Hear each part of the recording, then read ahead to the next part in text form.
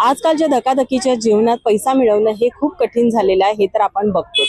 पण पैसा मिळवण्यासाठी गोरगरीब कुठे कुठे जातात, काय काय करतात, कशा पद्धतीने ते पैसा मिळवण्याचं साधन शोधत असतात, हे आज आपण पाहणार आहोत। तर मी आज आले होते त्र्यंबोली मंदिरामध्ये आणि तिथं मला एक असं कुटुंब दिसलं की ते मुंबईवरून आलेले आहेत आणि गेले 8 दिवस म्हणजे जोपर्यंत नवरात्र उत्सवाचा काळ आहे तोपर्यंत ते कुटुंब इथं राहतं, त्यांचं खाणं पिणं ही इथंच होतं आणि रोजची दिनचर्या काय आहे हे आज आपण जाणून घेणार आहोत। नमस्कार, तुम्ही कुठून आलाय? मुंबई से बोरीवली लोकड़ी आलाय। किती दिवसासाठी तुम्ही इथं आलाय? यहाँ पे 10 दिन। 10 दिन म्हणजे का आला इथं तुम्ही? मैम खिलौना बेचने के लिए, मतलब हम लोग हर साल आते हैं इधर, 10 दिन हर साल आते हैं, पर अभी थोड़े हम लोग कम आए हैं, अभी हम लोग 6-7 जन आए हैं।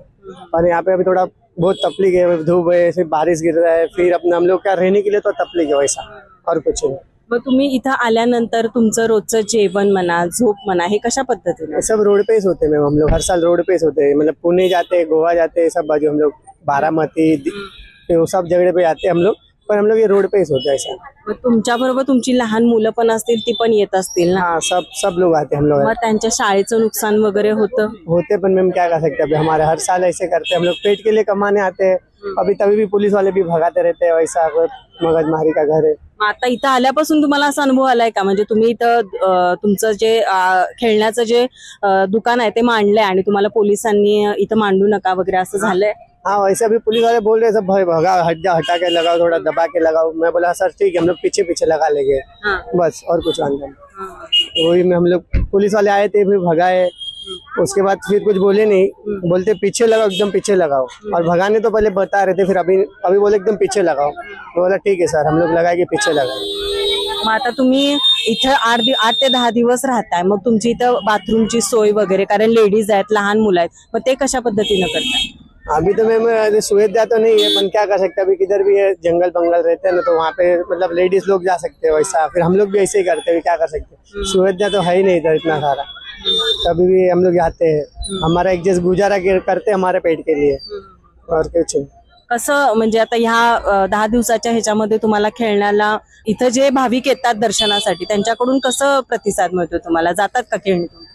वैसे जाता है, थोड़ा थोड़ा जाता है, मतलब नॉर्मल जैसे अपन पेट के लिए गुजारा निकालते हैं वैसा 5-6 हजार, 2-3, 4, 5-6 हजार का बिक जाता है, वैसा कुछ नहीं। पर क्या अभी पहले जैसा फंक्शन पहले जैसा था ना, वैसा अभी नहीं है। पहले बहुत अच्छा फंक्शन था, अभी उतना सारा नहीं है। पहले अच्छा धंधा होता था, अभी उतना सारा नहीं, इसलिए हम लोग उतना सारा माल भी नहीं लेके आते, पहले बहुत लेके आते थे, पहले ट्रक भर के लेके आते थे। अभी तो कुछ अपना गुजारा जैसा पेट के लिए गुजारे आते, 5-6-10 हजार का बिकेगा वैसा हम लोग लेके आते। मग कसं घेऊन येता तुम्ही मुंबईवरून कोल्हापूरला? गाड़ी से मैम, मतलब ट्रेन रहता ना, वहाँ से मुंबई से ट्रेन से, मतलब हाईवे लाइन में जाते हैं CST से, वहाँ से मतलब ट्रेन में डालते हैं, और उसके बाद कोल्हापुर में हम लोग उतारते हैं, यहाँ से फिर रिक्शे से हम लोग लेके आते हैं। तुम्ही रोज स्वयंपाक बनवून इथंच खाताय का?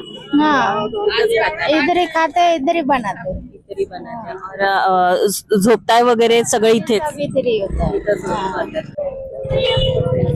तर आता आपण बघितलं की त्र्यंबोली यात्रेमध्ये जे खेळणी विकण्यासाठी म्हणा किंवा आपला बिझनेस करण्यासाठी लोक येतात, त्यांची सध्याची स्थिती काय आहे, म्हणजे एवढ्या लांबून येऊन पण त्यांना रस्त्यावरच जेवण करावं लागतं, तसंच त्यांना रस्त्यावरच झोपावं लागतं, तसंच त्यांच्याबरोबर लहान मुलं पण आहेत, त्यांची साधी बाथरूमची ही सोय इथं होत नाही। तर या सगळ्यावरूनच आपल्याला दिसतं की परिस्थिती माणसाला कुठं कुठं नेऊ शकते आणि परिस्थिती आल्यानंतर माणूस कुठं आपल्या पोटासाठी म्हणजे आपलं पोट भरण्यासाठी काय काय करू शकतो हे आज आपण पाहिलेलं आहे।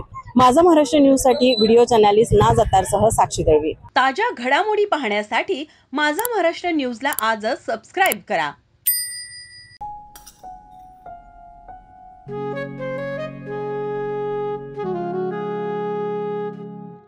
बाबा, आज येताना बासुंदी घेऊन या ना। अगं, कालच आपण आईचा वाढदिवस होता म्हणून आणली होती ना।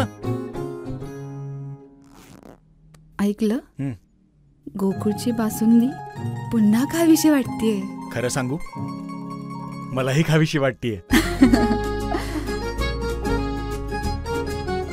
पुन्हा पुन्हा खावीशी वाटणारी गोकुळ बासुंदी।